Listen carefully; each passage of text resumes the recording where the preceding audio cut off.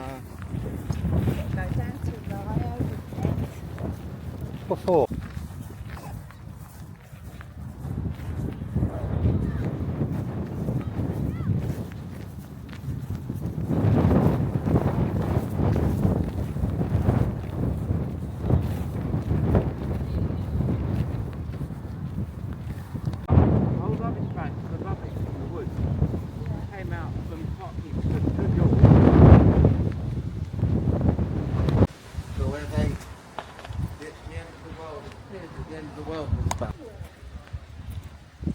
Yeah, there's one.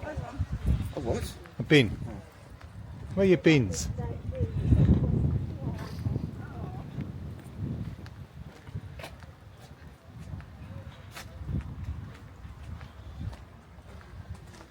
Well, we had to walk around there for a minute.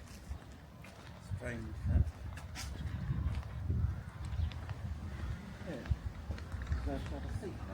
Yeah.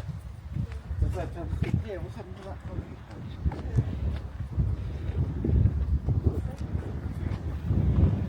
It looks an awful long way up. No, the gaps. You didn't go to Aries. I did. You went to Aries? I did. But I live near Aries. Yeah, door. We need to know what that door's for.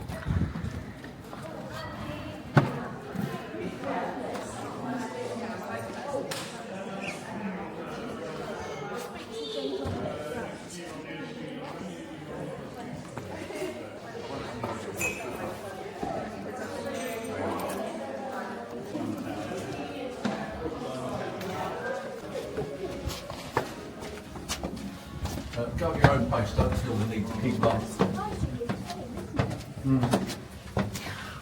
What, the, God, you're going to get dizzy going up here. These steps aren't too bad, they get worse as you get further up.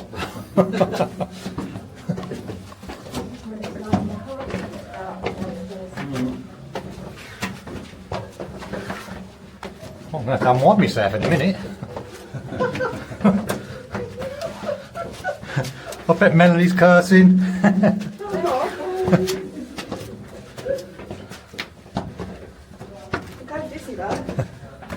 Here we are. Blimey, mate. This is why you can make whole dramas of these.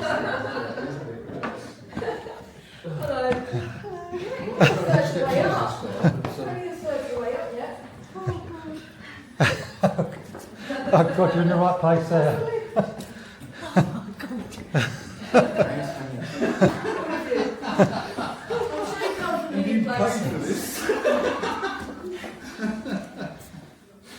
Oh dear.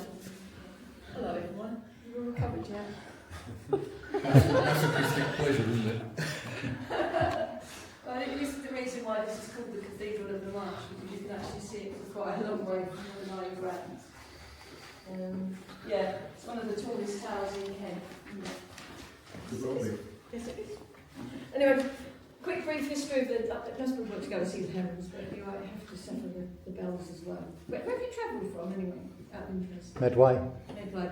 Okay. So, Crowborough. Folkestone. Ah, not too bad. There's always a church in Folkestone if it takes your interest.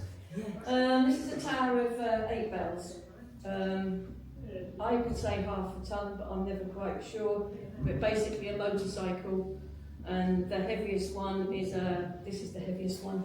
Is the equivalent to a light car, really. So you pull in a motorcycle, and then a range of vehicles, or in your imagination, a range of wave bells going from small to little.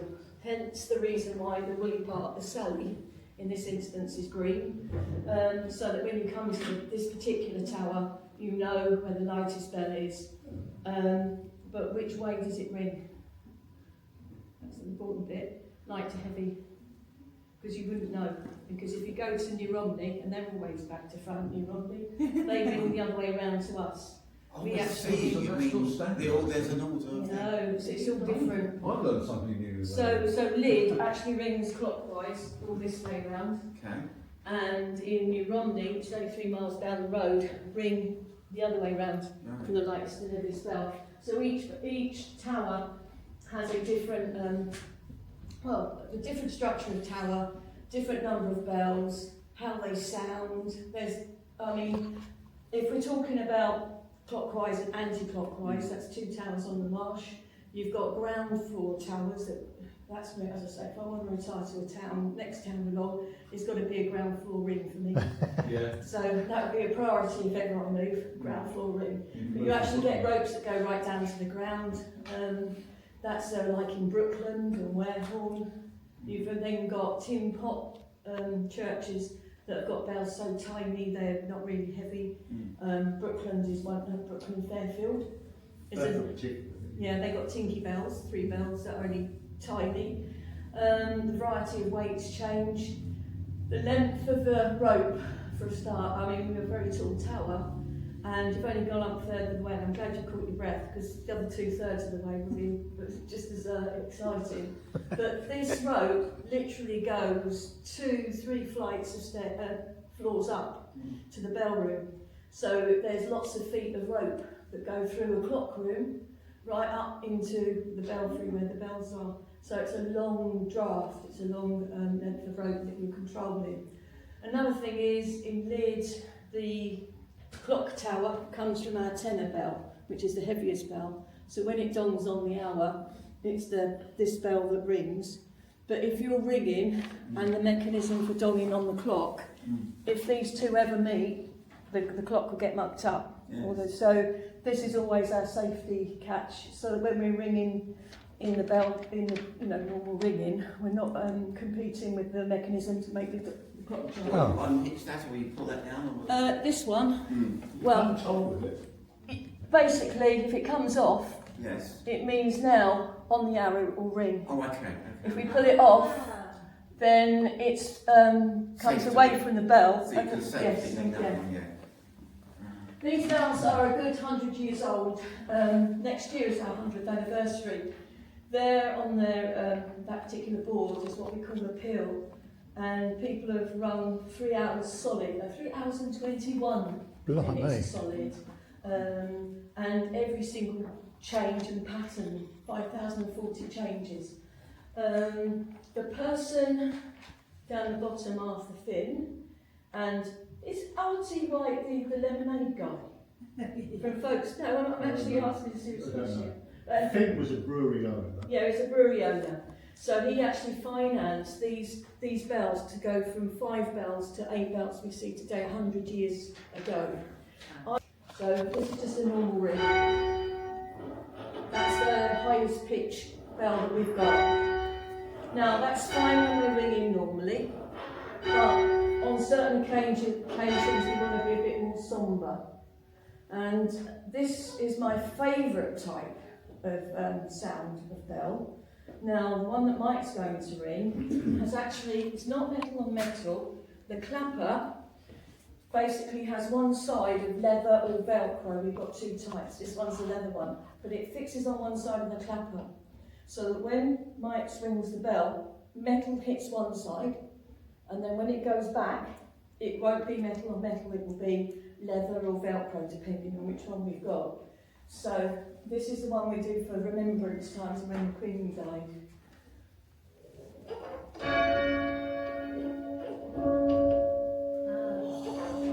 Just gives you shivers just listening to it. When you've got all 8 of them doing that, it's brilliant. Yeah.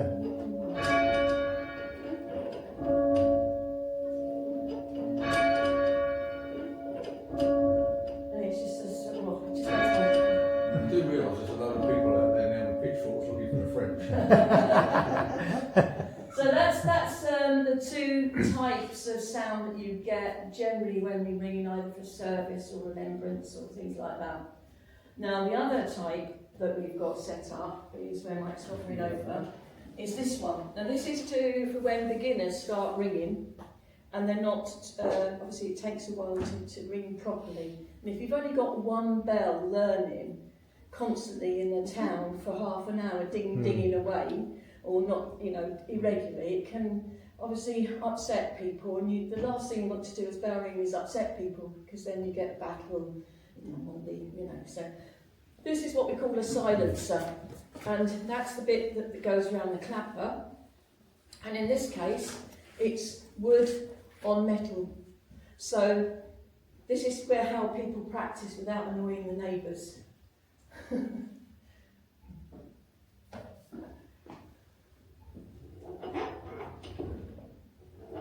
So you're learning the strokes of bell ringing. You've got a hand stroke and a back stroke, but that's the wrong word. So you've got anything. no. So that when you've got Oh, people no. practicing, sort of in the summer, I mean, they're a devil to put on. People don't appreciate when they're just practicing the amount of effort. Somebody has to go up to the bell tower, put the silencer on, take the silencer off. But it does mean they get the feel of the bell and how to use it appropriately without annoying everyone. So that's the silencer. When the rain got in the bell, and they were standing up so ready to go like that, and the water, she just basically got a shower, so the water tipped through. But the actual bell, everything is reasonably waterproof. Now the stairs don't got wet. The bells are. Original weights.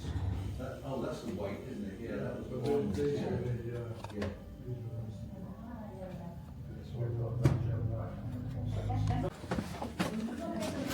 This window in the wall here used to lead onto a gallery across the front of the tower, which is long since gone. Oh, blimey. I wouldn't lean on it to look out. Yeah. Melanie, lean on that for me.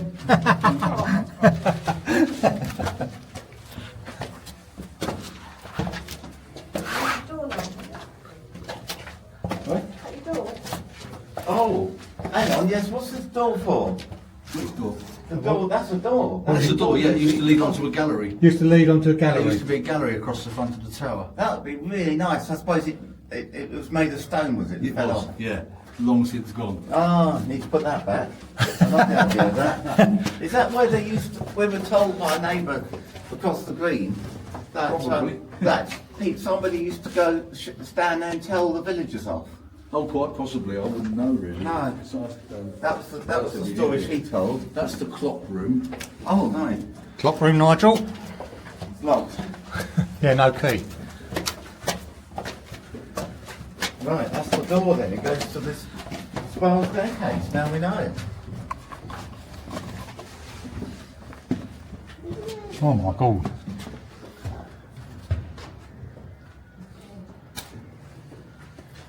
Not me. And this is Gordon, and he'll tell you all about this mechanism. There's a couple more still to come. Let's move over. Oh goodness, that's The ceiling of this room is the floor of the top of the tower. So that's where you ultimately will end up. okay. Okay. You know, Mr. Finn, who paid for this woodwork, must have been a wealthy man, wasn't he? Yes. You can remember, Mike, also we had an empire in those days. Yes, we're But right. did we pay proper price for them?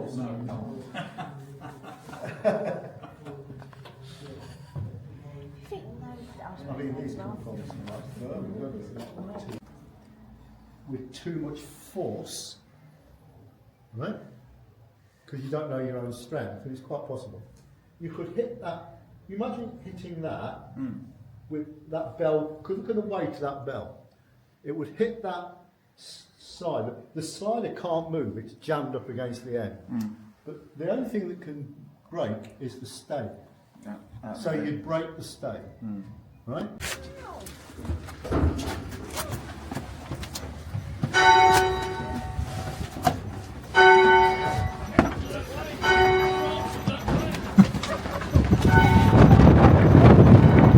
Flipping hell!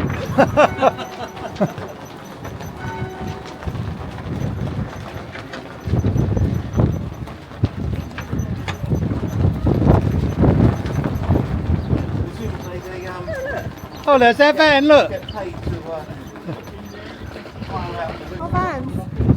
In a minute, I will. I'm glad you said that. I've got mine. I'll find something. I will look at.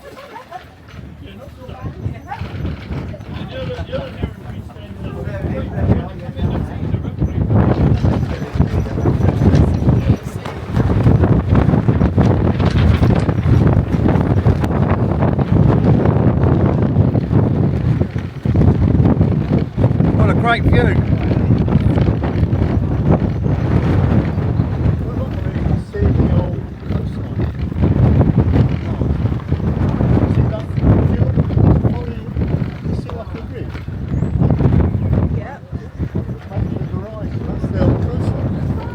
Yes, everything between there. And that's what the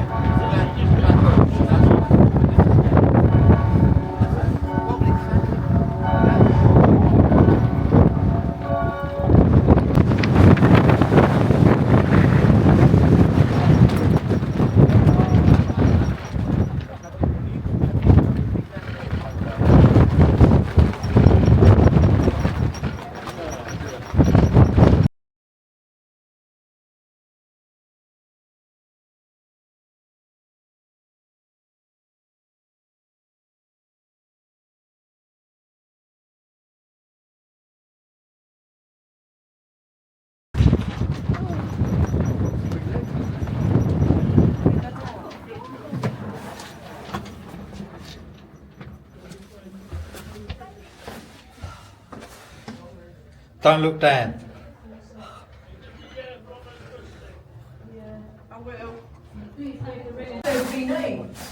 Watch out for them steps. Just be really careful with those first couple of steps.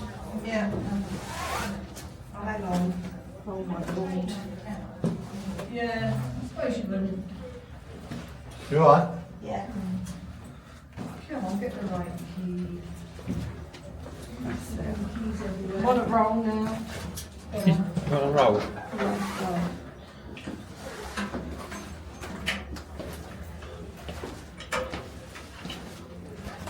I think it should be inside of that door right down. I'll try that idea.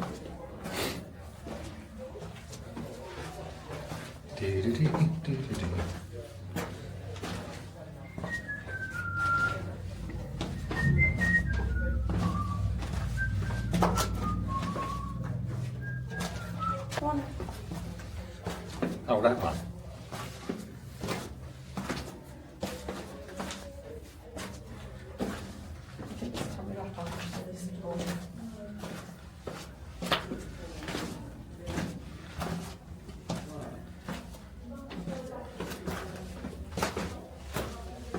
That one.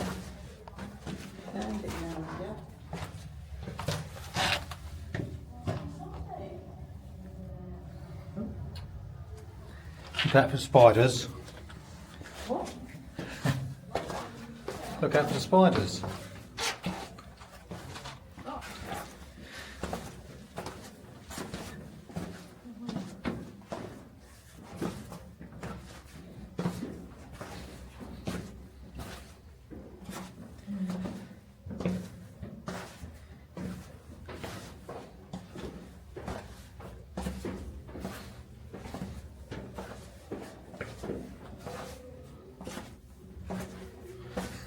Round and round.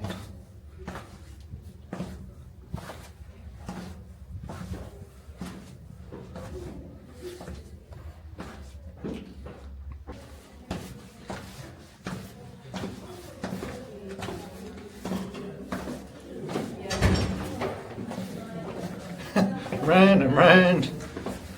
Whee! We made it.